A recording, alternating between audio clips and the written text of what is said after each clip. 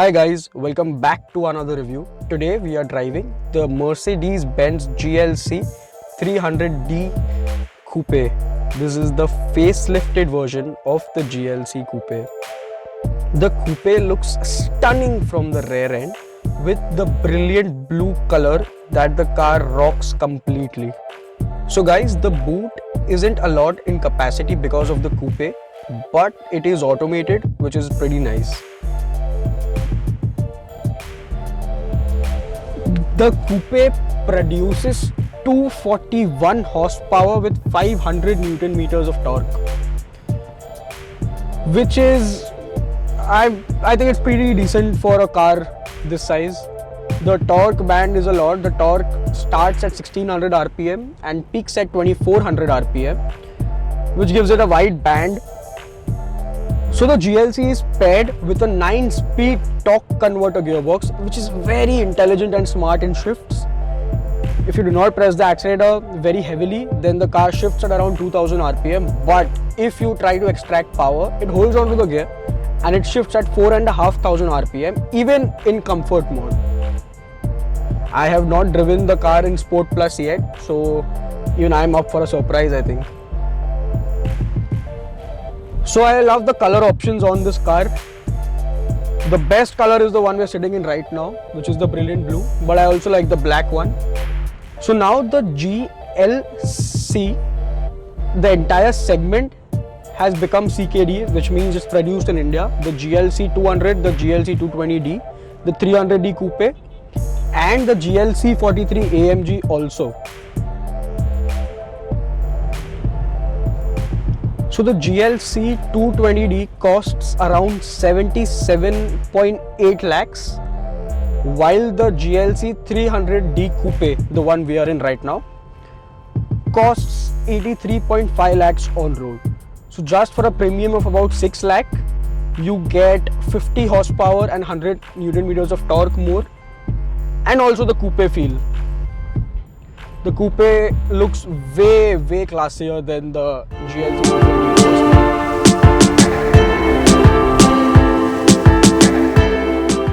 Okay, so the sound of the car is not like a typical diesel car. It sounds pretty sporty.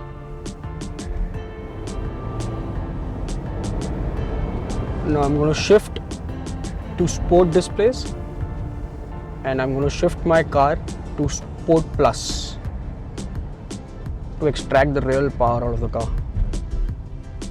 Okay, now I'm shifting to Sport Plus. Okay, there we go. You can hear the grunt. You can hear the grunt of the car.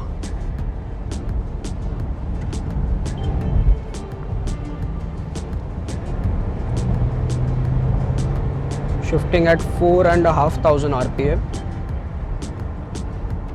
0 to 100 is pretty quick in the car. The engine of the car is similar as the one in the GLC 220D, just the tune is different.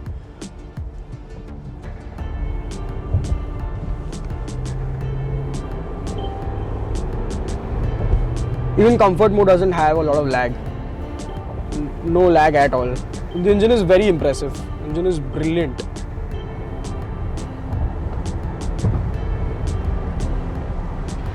You do not come to know at what speed you are in the car while driving. It picks up pace very rapidly. And the suspension being soft, there is a lot of body roll inside the car. But when you're driving it on the road, you won't feel a lot of difference. The car stays on the path. The car does maintain grip. It is because of the tires mainly. So overall, it's a complete package, city and off-road driving. So the leg space in the rear is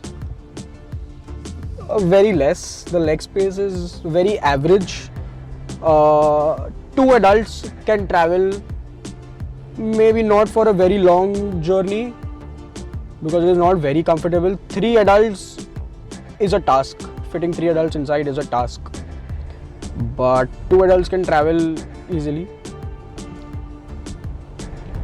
But I think if a person who buys this car is not going to sit in the rear. I think the person is going to drive the car, because the car is mainly meant for the fun. So the instrument cluster can be controlled by 3 options. One is the very impressive trackpad over here, which is a very responsive and nice trackpad. I like the new trackpad of Mercedes. Then one is touchscreen, and the other one is, for example, hello Mercedes, How may I help you? change the ambient color lighting to red please. Okay, I am changing the color. There it goes. So now I'm going to put my car to Sport Plus. Okay, we are on Sport Plus. You can see display become red. I'm going to keep the display also on Sport, and I can immediately feel the grunt of the car. The car wants to accelerate. The steering weighs up progressively. The suspension gets stiffer. So inside the car you do not come to know how fast you're going. The engine stability, the cabin noise is very well contained. The trackpad on the steering wheel is pretty nice. You can even control the displays over here. For example, I can change the right meter over here to a geoforce meter, fuel consumption meter, an eco display, and navigation, which I like the most.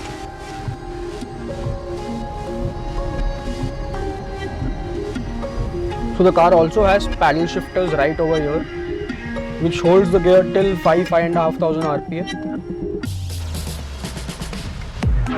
So now again I like the buttons over here. It's become standard in all the C's. So the GLC also has this one, even the C-Class has this one. Okay, so the suspension setting of the car is soft. Because of the high profile tires, the 19-incher tires, the car remains stable on the expressway or on the highway. Okay guys, we're going to do a corner now. I am doing 60 on a corner and accelerating while taking a corner. The car is very nice on corners. You can hear the sound of the car. The car sounds very nice. The car is very peppy. It's way better than the GLC 220D if you like to drive a car. If you like to be in the driver's seat, then this is the car for you. Okay, I'm going to shift to Sport Plus right now. Okay, we're on Sport Plus. The car has 3 driving modes: Sport Plus, Comfort, and then there's also an Eco mode. Sport Plus, revving.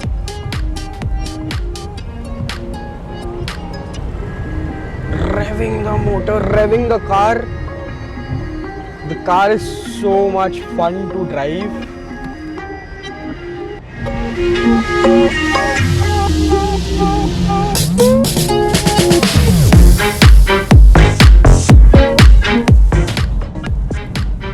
The steering wheel is a very nice unit. So it is a 2-liter engine. It is a 2-liter unit producing 1998 cubic capacity.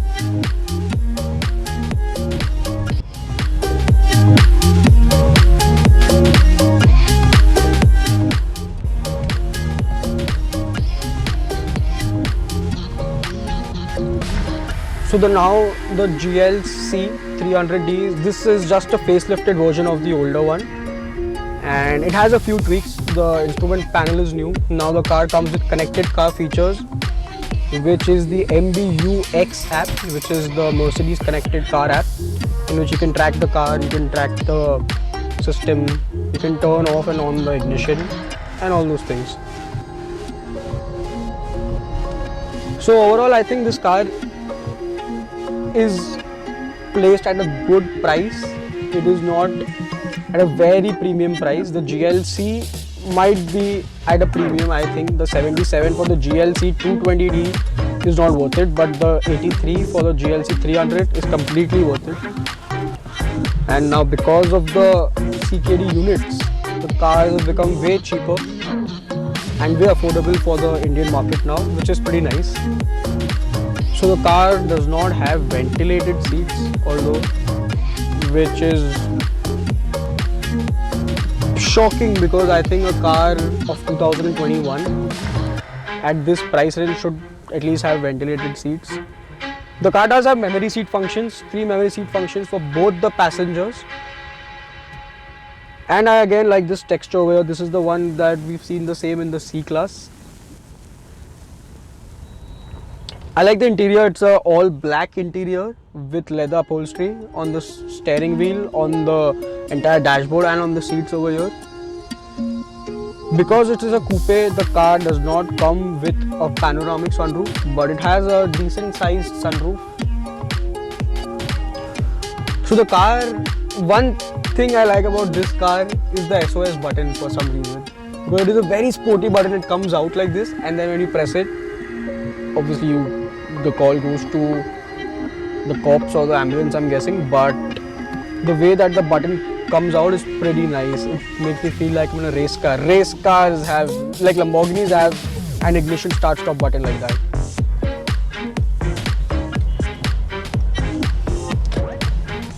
Oh, now when we talk about ignition, we can also talk about the start-stop button of this car.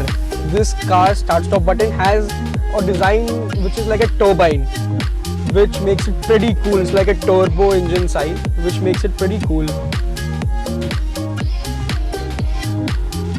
So I'm again going through a bad patch of road or through some puddles. The car goes very smoothly. There's no jerk inside the car at all. The car goes through these puddles very smoothly.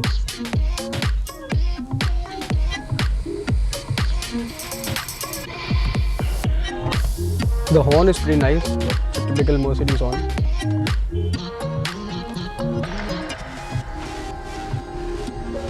So guys, I hope you all liked the review of the GLC 300D Coupe. If you liked it, do share, like and subscribe. And keep watching for more videos. Thank you.